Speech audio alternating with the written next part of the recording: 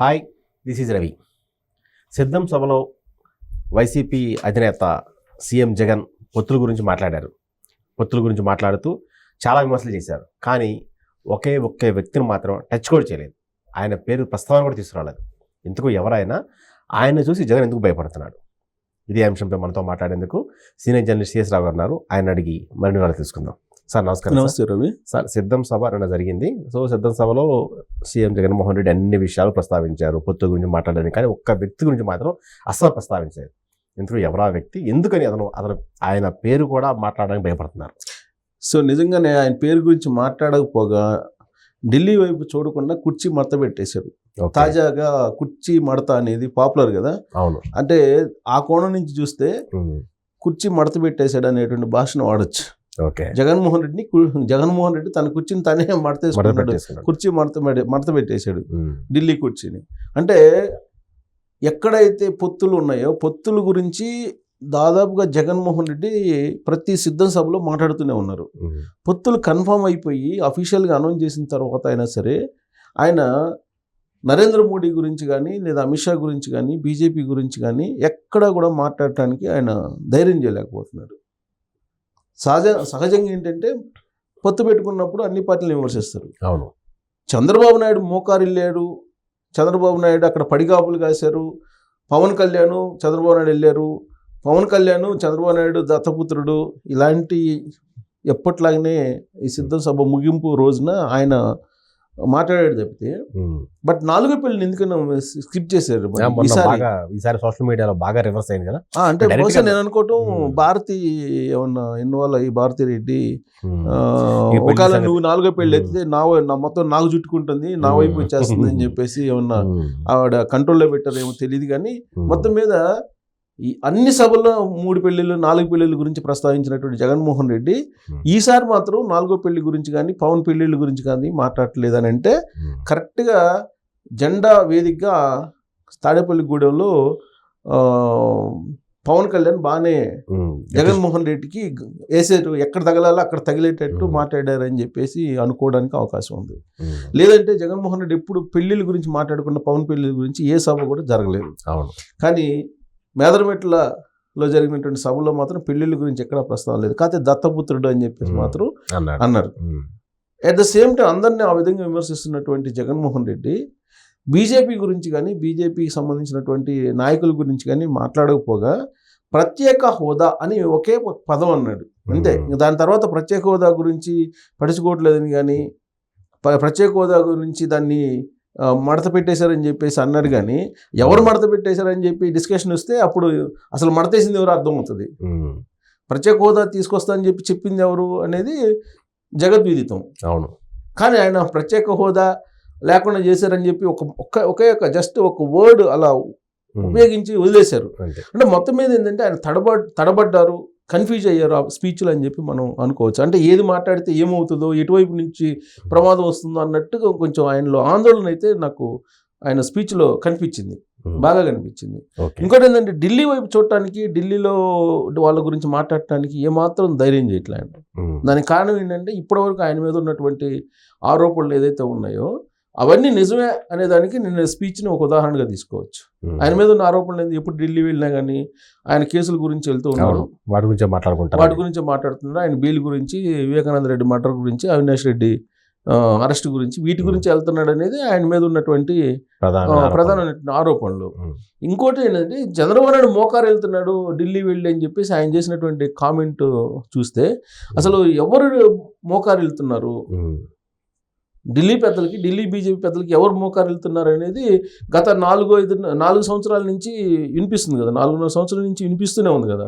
జగన్మోహన్ రెడ్డి ఎప్పుడు ఢిల్లీ వెళ్ళినా కానీ వాళ్ళు మోకారు వెళ్తున్నారు, వాళ్ళకి మోచేతి నీళ్ళు తాగుతున్నాడు ఆయన వాళ్ళు ఏది చెప్తే అది చేస్తున్నారు అని చెప్పి చెబుతున్నారు. ఇది ఎక్కడ దాకా ఎందుకు షర్మిలానే చెప్పింది కదా అనేక సందర్భాల్లో గులాంలాగా వ్యవహరిస్తున్నాడు ఢిల్లీ పెద్దలకి జగన్మోహన్ రెడ్డి అనేటువంటి విషయం. సో ఇక్కడ ఢిల్లీకి అటు విపక్షాలు ఇటు అధికార పక్షం మొత్తం కూడా వాళ్ళకి మోకారిల్లారు అనే సంగతి అందరికీ తెలుసు. ఆ విషయాన్ని బయటికి తీసుకొచ్చి అనవసరంగా ఆయన 1,000 అటు చూపించి 4,000 తన వైపు చూపించుకుంటున్నాడు జగన్మోహన్ రెడ్డి. ఢిల్లీకి మోకారిల్లింది ఎవరు, ఢిల్లీకి దాసోహం అయింది ఎవరు అని అంటే ఆంధ్రప్రదేశ్లో ఏ మారుమూలలో ఉన్నటువంటి పల్లెల్లో పౌరుని అడిగినా కానీ చెబుతారు అవును. జగన్మోహన్ రెడ్డి ఢిల్లీకి మోకారు లేరని. 2019 నుంచి తీసుకుంటే 2019లో నువ్వు అధికారం రావడానికి ఎవరితో పొత్తు పెట్టుకున్నావు? ఇండైరెక్ట్ గా బీజేపీ తోటి పొత్తు పెట్టుకున్నాడు కదా జగన్మోహన్ రెడ్డి. బీఆర్ఎస్ తోటి పొత్తు పెట్టుకున్నాడు ఆ రోజు TRS party. KCR Narendra Modi support లేకుండా 2019లో గెలిచేవాళ్ళు. వాళ్ళ పొత్తు ఇండైరెక్ట్ గా ఉంది కదా, డైరెక్ట్ గా లేకపోవచ్చు. ఇండైరెక్ట్ గా సహకారం అందించారని చెప్పి డైరెక్ట్ గా చెప్తున్నాడు కదా, కేసీఆర్ చెప్తున్నాడు కదా. కేసీఆర్ చెప్తున్నారు, అలాగే నరేంద్ర మోడీ ఏ విధంగా సహకారం అందించారని చెప్పి ప్రపంచం మొత్తం తెలుసు, అందరికీ తెలుసు, ప్రపంచంలో ఉన్న తెలుగు వాళ్ళందరికీ తెలుసు. కానీ సింహం సింగిల్ అని చెప్పి అంటాడు ప్రతిదానికి, అదొక డైలాగు, సింహం సింగిల్ అని చెప్పి. సింహం సింగిల్ అట్టయితే సింహం ఇప్పుడు దొంగతనంగా వేటాడుతుంది. డైరెక్ట్ సింహం అనేది డైరెక్ట్ గా వేటాడాలి. సింహం స్టైల్ చూస్తే మనం ఇప్పుడు నేషనల్ జియోగ్రఫీ ఛానల్స్లో అయినా చూడొచ్చు, డైరెక్ట్గా చూడలేకపోయినా. సింహం ఎప్పుడు డైరెక్ట్గా వేటాడిద్ది. కానీ సింహం అని చెప్పుకున్నటువంటి జగన్మోహన్ రెడ్డి డైరెక్ట్గా ఎప్పుడు వెళ్ళారు ప్రజల్లోకి? ఎప్పుడు వెళ్ళారు డైరెక్ట్గా? ఇప్పుడు రామోజీరావుని పాదయాత్ర ముందు కలిసావా లేదా? కలిశారు కదా. ఎందుకు కలిసావు? దాన్ని ఏమంటారు? మోకారిల్లో అంటారా, లేకపోతే అభ్యర్థించడం అంటారా, లేకపోతే ఏమంటారు దాన్ని? అదే రామోజీరావు మీద విషయం చెబుతున్నారు కదా ఇప్పుడు. దాన్ని ఏమంటారు? విశ్వసనీయత అంటారా, లేకపోతే అవిశ్వసనీయత అంటారా? నమ్మించి మోసం చేశారంటారా, లేకపోతే నమ్మకస్తుడు అంటారా? నువ్వు ఎందుకు వెళ్ళినట్టు అసలు రామోజీరావు దగ్గరికి? నువ్వు ఎందుకు వెళ్ళావు? పాదయాత్ర సందర్భం ఎందుకు వెళ్ళావు? ఏ కారణంతో వెళ్ళావు? ఇప్పటికైనా చెప్పాలిగా. నేను రామోజీరావుతో ఆ రోజు వెళ్ళాను, నేను అక్కడ కలిశాను, రామోజీరావుతో ఫలానా విధంగా మాట్లాడానని చెప్పి చెప్పాలి కదా. అప్పుడేవో రామోజీరావు విశ్వసనీయత, రామోజీరావు అండ, రామోజీరావు మద్దతు కావాలి. కానీ ఇప్పుడు అదే రామోజీరావుని పేరు వేదికల మీద చెప్తున్నావు. ఇప్పుడు రాధాకృష్ణ అండి, చాలా మందికి తెలియనటువంటి విషయం ఏంటంటే, నేను గుర్తు చేస్తా, అప్పుడు వార్త ఈనాడు రెండు పేపర్లు ఉండే రాష్ట్రంలో. మిగతా పేపర్లు ఉన్నా కానీ అంత పాపులారిటీ ఉండే కాదు సర్క్యులేషన్ పరంగా. ఈ 2 పేపర్లో నువ్వు నేను అన్నట్టుండే. ఆ తర్వాత రాధాకృష్ణ ఆధ్వర్యంలో ఆంధ్రజ్యోతి వచ్చింది. ఆంధ్రజ్యోతి వచ్చిన తర్వాత అప్పట్లో మార్గదర్శి మీద రాజశేఖర్ రెడ్డి అప్పట్లో ఉండవల్లి అరుణ్ కుమార్ ద్వారా నడిపించారు మార్గదర్శి వ్యవహారం మీద. నడిపించినప్పుడు అప్పట్లో సాక్షి పేపర్ లేదు. సాక్షి పేపర్ లేకపోతే మార్గదర్శి మీద పుంకాలుగా న్యూస్ రాసినటువంటి వాళ్ళు ఎవరి చేత? రాజశేఖర్ రెడ్డి రాయించారు. రాజశేఖర రెడ్డి ఆ రోజు ఉన్నటువంటి రాజశేఖర రెడ్డి ప్రభుత్వం కానీ లేదా రాజశేఖర రెడ్డి కానీ ఎవరి చేత రాయించారు అనేది జగన్మోహన్ రెడ్డి చెప్పగలిగితే, రాధాకృష్ణ ఇప్పుడు ఆయన ఏదైతే విమర్శిస్తున్నాడో ఆ రాధాకృష్ణ పేపర్లో రాధాకృష్ణ రాశాడు పుంకాలుగా మార్గదర్శి గురించి. ఇవాళ సాక్షి పేపర్లు ఏమో రాస్తున్నాడు, అంతకన్నా ఎక్కువ రాశాడు రాధాకృష్ణ చేత రాయించారు అప్పట్లో. మరి ఆ రోజు రాధాకృష్ణ పనికొచ్చాడు కదా మీకు. కావాలంటే పాత పేపర్లు తిరిగేసుకోవచ్చు.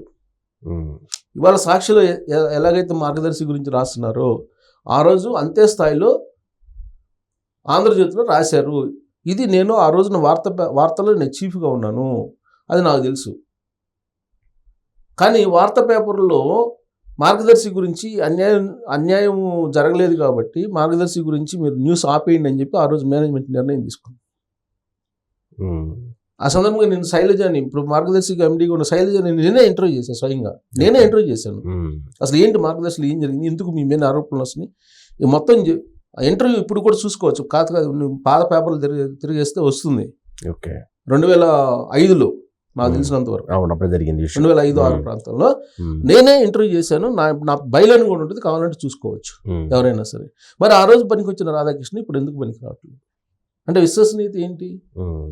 ఏం చెప్పదలుచుకున్నాడు జగన్మోహన్ రెడ్డి అంటే? ఢిల్లీ వైపు చూడటానికి ఏమో భయపడుతున్నారు, అదేమంటే సింహం అంటారు, విశ్వసనీయత అంటారు. ఎక్కడ విశ్వసనీయత, ఎక్కడ నువ్వు సింహం? నరేంద్ర మోడీ ఆంధ్రప్రదేశ్కి ఏం చేశాడు అనేది అందరికీ తెలుసు కదా. ఆంధ్రప్రదేశ్ ప్రజలకి రాష్ట్రాన్ని విడదీసింది అందరు కలిసి విడదీశారని చెప్పి అంటారు. రాష్ట్రాన్ని విడదీసిన పాపం ఒక్కటే కాంగ్రెస్ చేసింది, పాపం మిగతా అన్ని పాపాలు బీజేపీ చేసింది. అసలు బీజేపీ చేసింది సరే, అసలు అందరు కలిసి ఈ కూటమి పాపం చేసిందని చెప్తున్నాడు. తెలుగుదేశం పార్టీ, జనసేన, అలాగే బీజేపీ కూటమి కాంగ్రెస్ పార్టీలో వీళ్ళు భాగస్వాములు అయ్యారని చెప్తున్నారు. అసలు రాష్ట్రాన్ని విడగొట్టడానికి ప్రధానమైన కారణం ఏంటి అనేది నేను సీనియర్ జర్నలిస్ట్ నేను చెప్తా. ఢిల్లీలో కూడా నేను పనిచేస్తా. ఆ రోజు నేను ఉన్నా. రాజశేఖర రెడ్డి చనిపోయిన తర్వాత జగన్మోహన్ రెడ్డి చేసిన పని ఏంటి? ఆ పని కారణంగానే రాష్ట్రం విడిపోయింది. ఆర్టికల్ 6 ఇది చెప్పాడు ఆయన అప్పుడు. చాలా సింపుల్గా రాష్ట్రాన్ని విడగొట్టచ్చు రాజ్యాంగంలో ఆర్టికల్ 6ని బేస్ చేసుకుని అని చెప్పి జగన్మోహన్ రెడ్డి చెప్పారా లేదా? వీళ్ళు చెప్పమని చెప్పండి వాళ్ళని. అసలు జగన్మోహన్ రెడ్డి కారణంగానే రాష్ట్రాన్ని విడగొట్టారని చెప్పి కాంగ్రెస్ పార్టీలో ఉండేటువంటి వాళ్ళు, ఉండవల్లి అరుణ్ కుమార్ లాంటి వాళ్ళు, సీనియర్ పొలిటీషియన్స్ ఎవరైతే ఉన్నారో కాంగ్రెస్లో, వాళ్ళందరూ చెప్తారు. ఎప్పుడైతే నువ్వు ఓదార్పు యాత్ర చేసి 2 రాష్ట్రాల్లో కాంగ్రెస్ పార్టీని లేకుండా చేయాలనుకున్నావో ఆ రోజునే రాష్ట్రం విడగొట్టాలని సోనియా గాంధీ నిర్ణయం తీసుకుందని చెప్పి కాంగ్రెస్ పార్టీలో ఉండే సీనియర్లు కొంతమంది చెప్తారు ఇప్పటికి కూడా. కాంగ్రెస్ పార్టీ బదులు ఉమ్మడి ఆంధ్రప్రదేశ్లో వైఎస్ఆర్ కాంగ్రెస్ పార్టీ బలపడుతుందనేటువంటి ఉద్దేశంతో రాష్ట్రాన్ని విడగొట్టారని చెప్పి చెబుతారు. అంటే ఇండైరెక్ట్గా జగన్మోహన్ రెడ్డి కారణంగా కదా. జగన్మోహన్ రెడ్డి కాంగ్రెస్ పార్టీకి ఎన్నుపోటు పొడిచి వచ్చారా లేదా? కాంగ్రెస్ పార్టీ నుంచి బయటకు వచ్చారా లేదా? వెన్నుపోటు పొడిచాడా లేదా? కాంగ్రెస్ పార్టీలో నువ్వు ఎంపీ అయ్యావు, మీ ఫ్యామిలీ మొత్తం కాంగ్రెస్ పార్టీలో దశాబ్దాలుగా ఎంజాయ్ చేసింది. నువ్వు కాంగ్రెస్ పార్టీని వీడి వచ్చావా లేదా?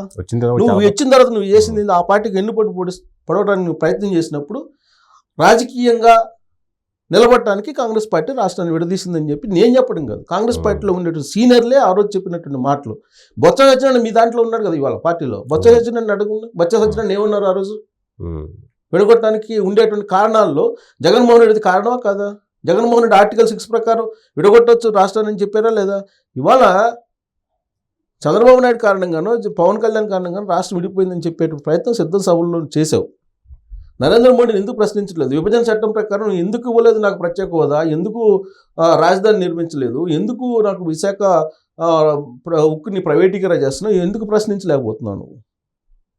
అంటే కుర్చీ మడత పెట్టేశాడు. ఢిల్లీ వైపు చూడటానికి కూడా సాహసం చేయనటువంటి సింహం జగన్మోహన్ రెడ్డి అని చెప్పి మనం చెప్పచ్చు. మరి జగన్మోహన్ రెడ్డి సింహ, లేకపోతే పిల్ల, పుల, లేకపోతే పారిపోయేటువంటి పలాయనం చేసేటువంటి ఉత్తర కుమారుడా అని ఆయన చెప్పచ్చు. సో ఆయన చెప్పేటువంటి దాంట్లో విశ్వసనీయత నాకుందని చెప్పి చెప్పుకుంటున్నటువంటి తరుణంలో అసలు ఆయన ఏంటనేది జనాలు తెలుసు కదా. ఆయన ఎందుకు చెప్తారు అలా? రాష్ట్రం విడిపోవడం కారణం ఎవరు అనేది ఎవరైనా చెప్తారు. సో కాబట్టి నువ్వు ఏదైనా టార్గెట్ చేయాలంటే నరేంద్ర మోడీని చేయాలి. నరేంద్ర మోడీ పేరెత్తడానికే భయపడేటువంటి పరిస్థితి సిద్ధం సభలో కనిపించింది ఆయనకి. బీజేపీని కానీ నరేంద్ర మోడీని కానీ విమర్శించడానికి భయపడ్డాడు ఆ సభలో. ఆయన ప్రసంగాన్ని చూస్తే భయపడ్డారు. సో అది దట్ ఈస్ జగన్మోహన్ రెడ్డి, ఆయన సింహం అంటారు వైఎస్ఆర్ కాంగ్రెస్ పార్టీ వాళ్ళు. Okay sir, okay.